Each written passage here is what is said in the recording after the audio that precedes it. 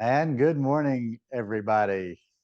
Dwight Moody here in the meeting house with our weekly Sunday in the House broadcast. Thank you for joining us today for our conversation about life, politics, and Jesus. What a combination. Life, of course, this week was Thanksgiving. I'll have some things to say about that. Politics, the Ukraine war, the murder of a National Guard soldier in D.C., the ongoing drama in Venezuela. And Jesus, question number 4 in our series. Very familiar question. How many loaves of bread do you have? What could be more common than that? It's been a week of highs and lows, of good times and bad times. And we'll ask the question, what does Jesus have for us today? My commitment is to continue our focus on Jesus, his life, his ministry, his disposition, the things he said, the things he did, as a way of maintaining a spiritual presence in the midst of this social chaos that we are in. This week I traveled to Maggie Valley, North Carolina. You know, I am in South Carolina, so it was a trip of about about an hour and a half. We went over there to have Thanksgiving with my family. There were 16 of us plus 4 dogs. That added a certain drama to things, as you can imagine. The smallest dog was the noisiest, as is often the case with animals and with people, don't you think? But for sure, this week, we all got along well. There was too much food, just the right amount of exercise, not enough music. In fact, no music at all. My family is not very musically inclined, and this leaves a lot to be desired on lots of fronts. We went to the home of my brother David. He purchased this home just a few months ago, taking up residence in North Carolina, and we're going to have to remedy this lack of music in his Appalachian mountain home. I hope you avoided the traffic and all the trauma that others had to endure for the holiday. Thanksgiving begins with the holiday stretch running all the way through New Year's Day or Epiphany or even the Super Bowl, things that brighten up our winter time. I know many of you joined in on the Black Friday extravaganza and bought something, not me. I did not go into a store yesterday. I did order a book. I like to shop, I like to give gifts, but I don't do much of either in these years. I did go out for my morning walk on the Swamp Rabbit Trail yesterday. 31 degrees it was, so I didn't stay out long. Walked maybe less than 2 miles. Now, summary of all the politics this week. Trump is trying to end the Ukrainian war by appeasing Russia's Putin, by giving Putin everything he wants. It's a sad situation. Trump is more interested in appeasing Putin than winning the war for Ukraine. It's a very sad thing, and it's a contradiction of American values and American history. And I think most Americans do not support what he's doing. On the other hand, Trump is trying to start a war in Venezuela. Who knows what is about to happen? What he's already done, that is blowing up all those boats and killing those people, is illegal and criminal. Somebody eventually is going to be held liable for this and go to court. It won't be Trump because the Supreme Court has exonerated him from responsibility for everything. Trump is pushing back on the Epstein files. I don't think we will ever see them. Something's going to happen to prevent it. You know, there's growing resistance to Trump and his cronies and his family. The midterm elections will be a referendum on a call for his impeachment and conviction and removal from office. Candidates need to run for or against impeachment. Let the people at the ballot box take charge of this country. If people run on impeachment, as well as the cost of living, neither one of which favor the president. I want to say this: shame on the Republicans for allowing this man, Trump, to get away with murder. You Republicans, those in the Senate and the House, are allowing Trump to blow up due process, to disregard fairness, to give up on equity, all in the name of white Christian nationalism. You are a white man's party. You don't want diversity. You do not like people of color. You're not allowing your wicked man, Trump, to use the power of the federal government. You are allowing Trump to denigrate the brown and the black, to elevate the white. We've had enough of this. We don't like it. It's not American. It's not democracy. I want to say shame on the Supreme Court for deeding power to this man, all out of proportion to what is outlined in the Constitution. You're not interpreting the Constitution, judges. You're revealing your own prejudice against the open, free, and diverse democracy that we are becoming. You cannot stop it. You can slow it down. You can put up some roadblocks, but you cannot stop it. Get out of the way. We do not want your version of the American democracy.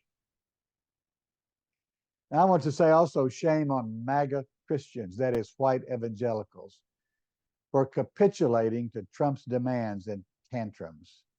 It's time for your voice to be heard. You've been afraid of Donald Trump long enough. You have distorted everything at the national level.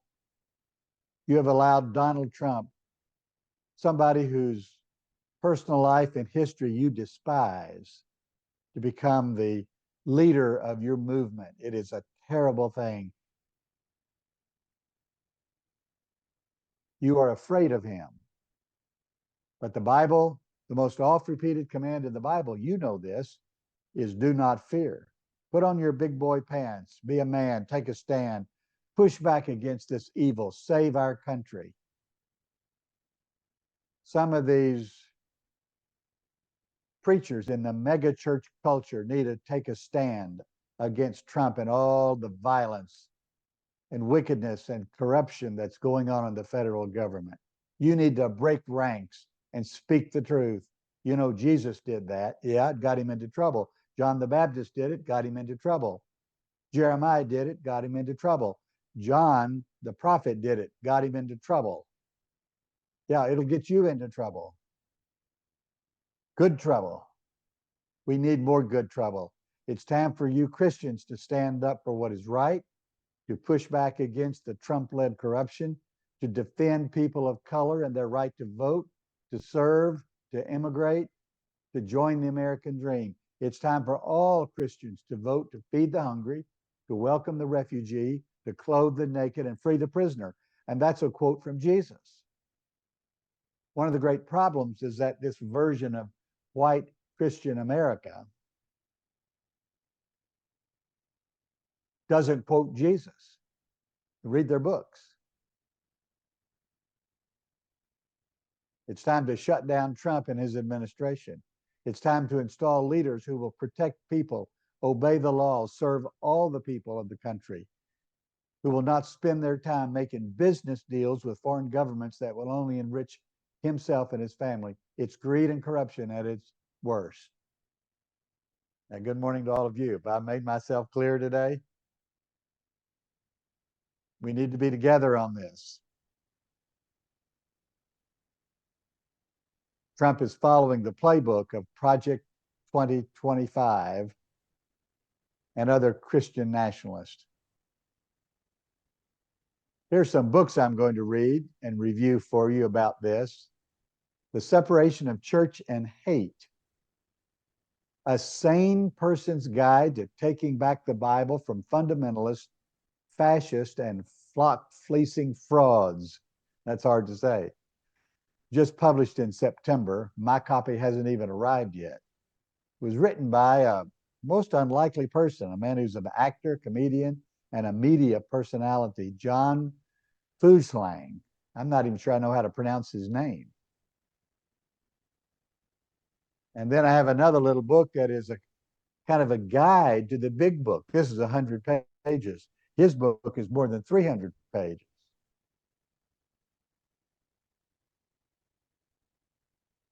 I have another book that just came in the mail yesterday, The Seven Mountains Mandate. I haven't talked too much about this on this show. Some of you know about it, some of you don't.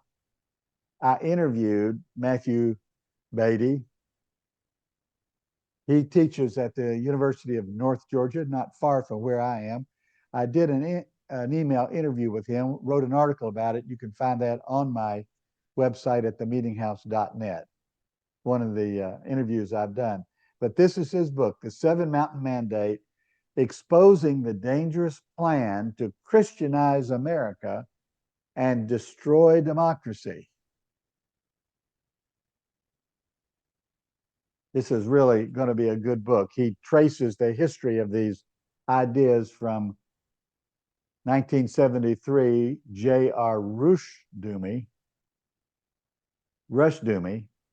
who wrote, the first person to write about this, Bill Bright, Francis Schaeffer, Peter Wagner, Lance Wallnau, Peter Wagner again, all the way to Charlie Kirk.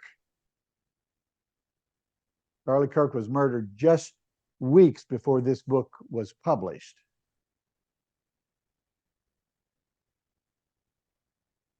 We need to stay alert to what's happening. I'll read all these books and write reviews of them for my newsletter. I hope you're subscribing to the newsletter. You can go to themeetinghouse.net and sign up.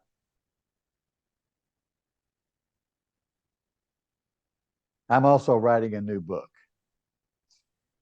I'll tell you about that sometime soon. And before long, I'll begin publishing on my website and on Substack the chapters as they are written. More about that later. I'm not really ready to talk about it. Kind of a special book. I want to thank you for your support for my work and for anybody who does what I'm doing, and that is try to focus on Jesus Christ as an antidote to the spiritual corruption that has moved into especially the white evangelical church and has infected the federal government and filled it full of greed, corruption, and power and death. I want to say that much of what I say on this broadcast cannot be preached in the vast majority of pulpits in the United States. Preachers and priests will lose their jobs if they talk like I'm talking, because there are too many MAGA people, Trumpsters, still attending almost all churches. Most preachers are avoiding the great issue of our day, the survival of freedom, the rule of law, the separation of church and state. Well, I want to thank you for your support. I need it. I hope to expand this program in the coming year, maybe beginning in January if funds are available. I want to add a second half to this broadcast. We may not broadcast it back to back, but I want to interview people. Now, some of you know that I have been having these conversations from the very beginning when I started the Meeting House in 1998. It was an interview format. My first two guests were two former governors of the Commonwealth of Kentucky, Martha Lynn Collins, who just died last month, and Brereton Jones, who died a few years ago. They were in my studio to launch the Meeting House. For most of my Meeting House history, I focused on interviewing people. I want to pick that up again. I want to interview people on the right, people on the left, people who support what's going on, and people who are resisting it.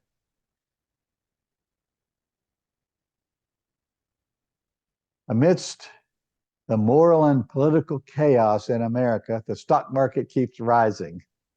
It's an anomaly, but it means that somebody is making a lot of money. Could be you.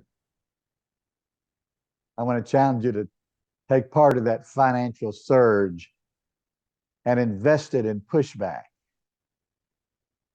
You can invest it in the Meeting House, or you may have some other program, some other person, some other cause, some other organization you want to support. For us to right the ship of state, so to speak, it's going to take a lot of people, a lot of money, a lot of time, a lot of energy, a lot of effort. And I invite you to help me in this commentary on life, politics, and Jesus. Now let's turn to Jesus. Our red letter lesson of the day. Those of you who watch every week know that I have a red letter lesson. And today it's it's on the question. I'm in a series of 8 questions from the Gospels. Those of you who have followed my ministry for some time know that I love the questions that are in the Bible. There are 2,550 questions in the Bible. I counted them. And I once edited and published a book called Questions of the Soul, sermons that young preachers preached. That was back when I was doing the Academy of Preachers. But today we're on question 4 of the 8 questions that I have scheduled to the end of the year. And the question for today is this one: how many loaves of bread do you have? How many loaves of bread do you have? It's from Matthew chapter 15, 10 verses there, and I want to read it for you today. I've got the right text with me today, not like last week. Let me read it. Jesus left there and went along the Sea of Galilee, where most of his ministry was during his life. He went up to a mountainside and sat down. That is, all around the Sea of Galilee, there are mountains. The best one is the Arbel. It's a vantage point, overlook. You can see almost all of Galilee. It's a beautiful place. But there is a mountain called, the Mount of Beatitudes is there, and the mount where he fed the 4,000, like I'm reading today. Great crowds came to him, bringing the lame, the blind, the crippled, the mute, and many others. They laid them at Jesus' feet, and he healed them. The people were amazed when they saw the mute speaking, the crippled made well, the lame walking, the blind seeing, and they praised the God of Israel. Jesus called his disciples and said, I've got compassion on these people. They have already been with me for 3 days and have nothing to eat. I do not want to send them away hungry, or they may collapse on the way. What a great statement of compassion. But his disciples answered, well, where are we going to get enough bread out here in the middle of nowhere to feed these people? Jesus asked the question, well, how many loaves do you have? 7, they replied, plus a few fish. He told the crowd to sit down. He took the 7 loaves and fish, and when he had given thanks, he broke them and gave them to the disciples, and they in turn gave them to the people.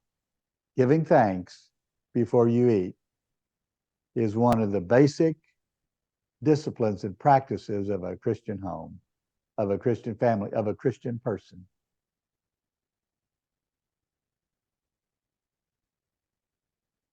They all ate, the text says. They were satisfied. That is, they had all they needed. Afterward, the disciples picked up 7 basketfuls of broken pieces that were left over.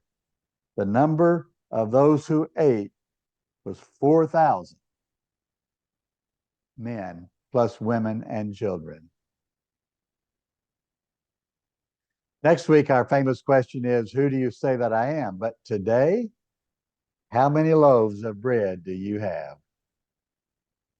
At our time of year, we're all concerned about how much we have to eat, how much we have to spend. Thanksgiving and Christmas puts enormous financial pressure upon people and families and institutions. The question is, how much do you have? Speaks to all of us, speaks to me. Is it enough? Is there enough food on the table? Is there enough money in the bank? Is there enough presents under the tree? Is there enough goodwill in our hearts? Is there enough time to do what we need to do? This is an important question for every year, every week, every day. Is there enough to pay the mortgage, fix the furnace, feed the kids, put gas in the car? Or maybe your question is there enough to buy my medicine, cover my hospital, pay my nursing home? Is there enough? Those are the opening words of a wonderful John Prine song that I love called You Got Gold. More than that, You Got Gold is the name of a new documentary about John Prine. It hasn't come to my region yet, but maybe you've seen it. Here's the song, You Got Gold Inside of You. You've got gold inside of you. Well, I've got some gold inside of me too. I love the song. Is there enough? This question arose because the people were hungry and Jesus was concerned. And here are the words of a true leader, a true pastor, a true president or mayor or governor. These people have been here with us for 3 days. They have nothing to eat. I do not want to send them away hungry. They may collapse on the way, end quote. His disciples asked a very reasonable question. We're out here off the grid, away from town. Where can we get that much to eat? It was a sensible question, don't you think? With the implied answer, there's nowhere around here to get any food. No fast food here, no food trucks, not even any gardens to raid or stores to storm. They were in what we call today a food desert. But in reality, many people live in a food desert. Many people don't have money to buy food, even if it were available. Remember that great novel, Les Miserables? It was the story of a man who stole a loaf of bread because he could not afford to buy it. That simple act of desperation triggered the entire narrative of what may be the greatest novel of the modern era, certainly the greatest Christian novel of modernity. The whole story revolves around a man who stole a loaf of bread in order to survive. Jesus asked his disciples, who were desperate to feed a huge crowd, how many loaves do you have? 7, they answered. It did not sound like much. It wasn't much.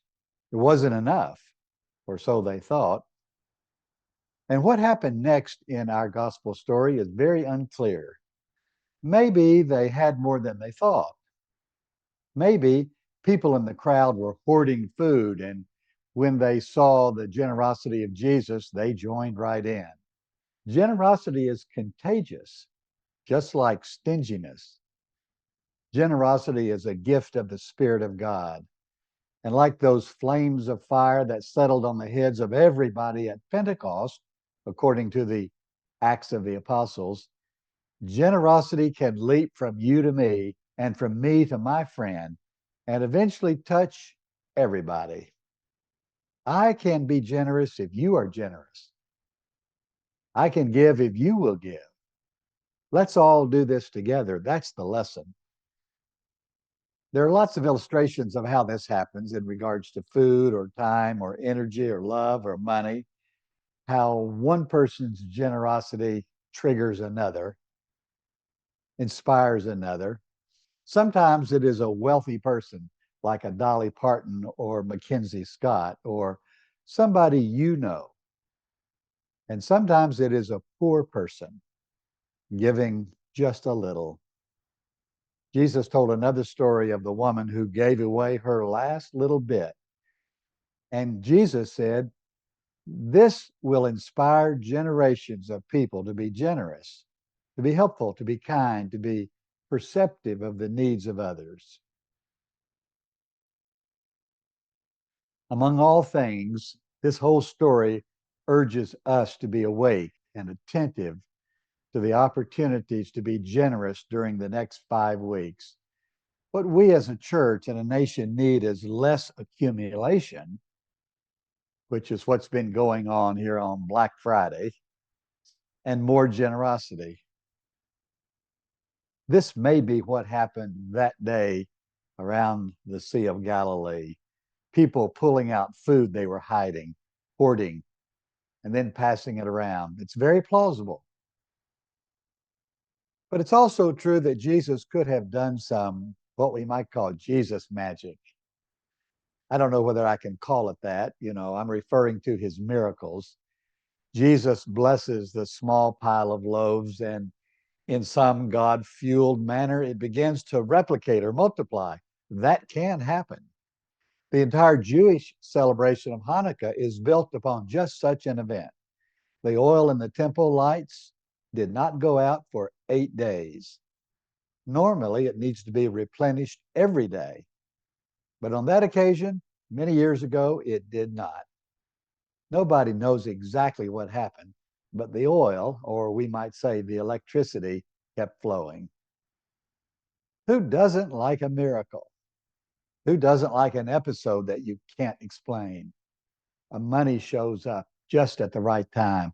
A friend calls or knocks on the door. A check arrives. A gift is given. A word is spoken.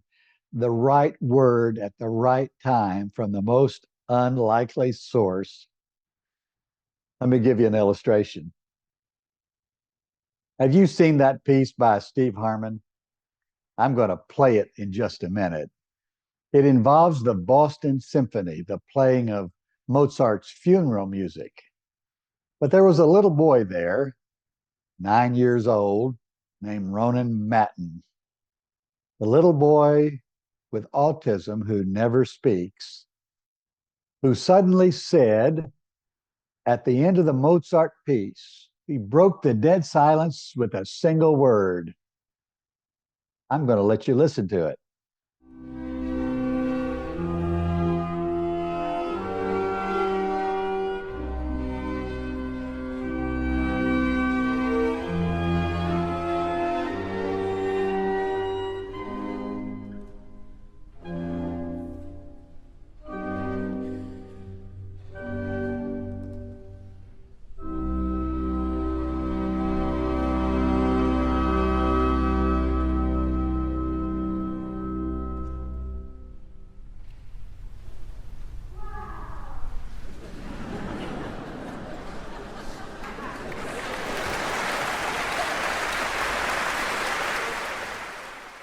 Did you hear that?